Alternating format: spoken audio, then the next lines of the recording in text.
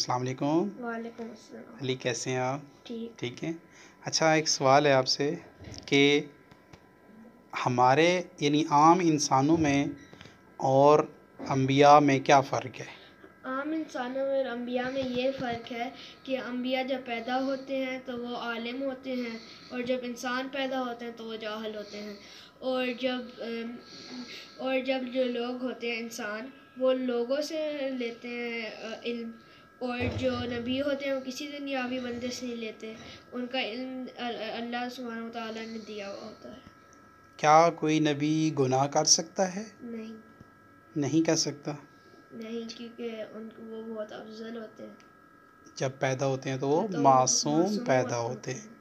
اور وہ بچپن سے ہی حرام کو جانتے ہیں کہ حرام کیا ہے، حرام کیا نہیں ہے. Thank you. ویلکم.